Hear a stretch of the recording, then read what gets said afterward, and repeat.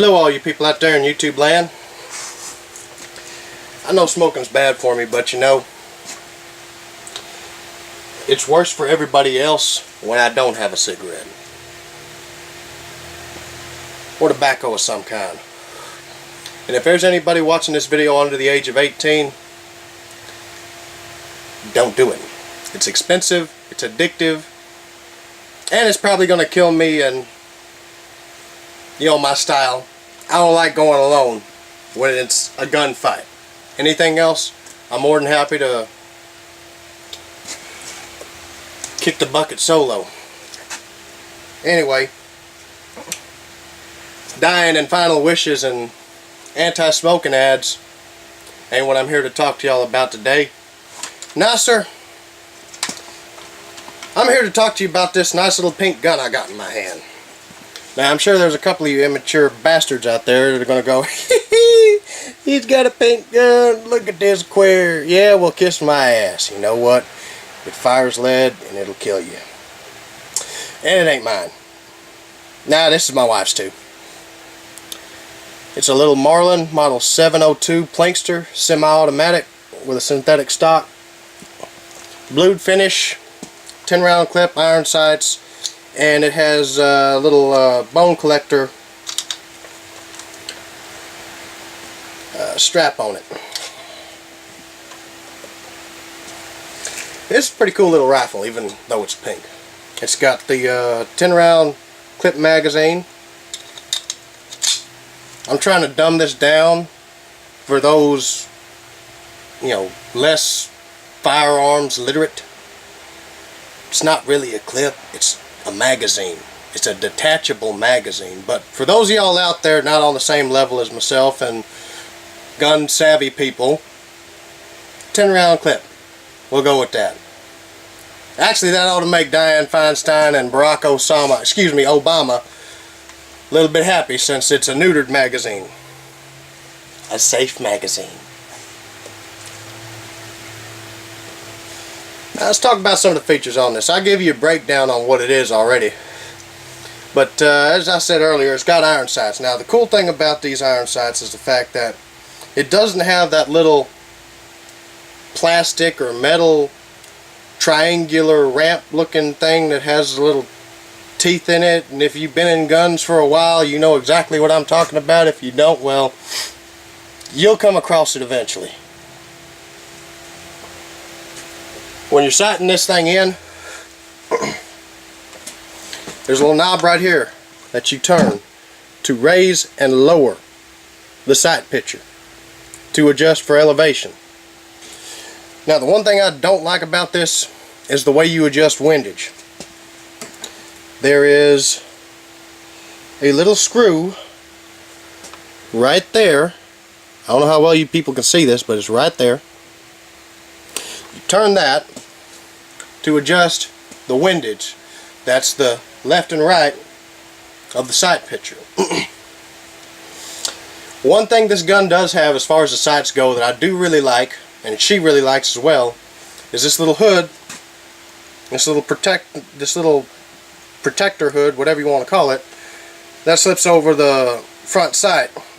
Keeps it from getting hit or chipped or dinged or broke off by limbs or, you know, anything you might encounter when you're out in the woods doing a little hunting or just target shooting.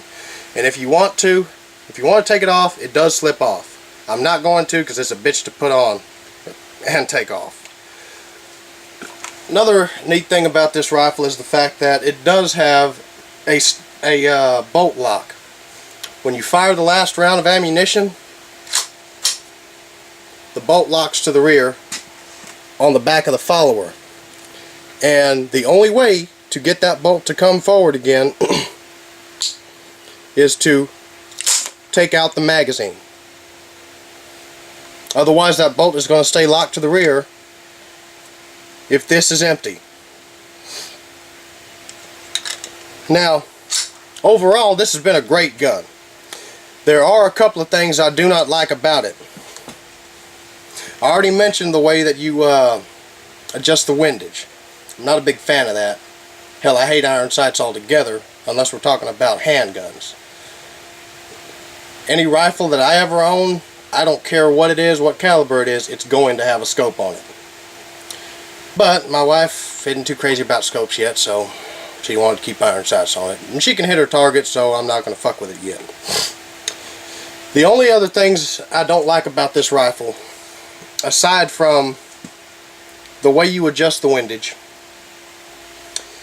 the very basic, very rudimentary bolt lock, is when you take this damn thing apart,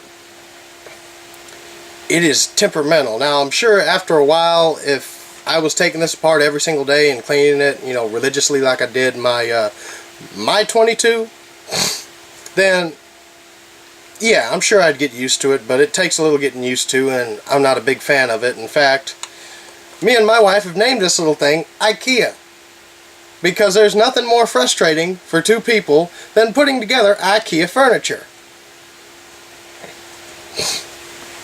But other than that, it runs good. One more I forgot to mention. If you look at the magazine, you'll see it has these little slits on the back of it. Right there.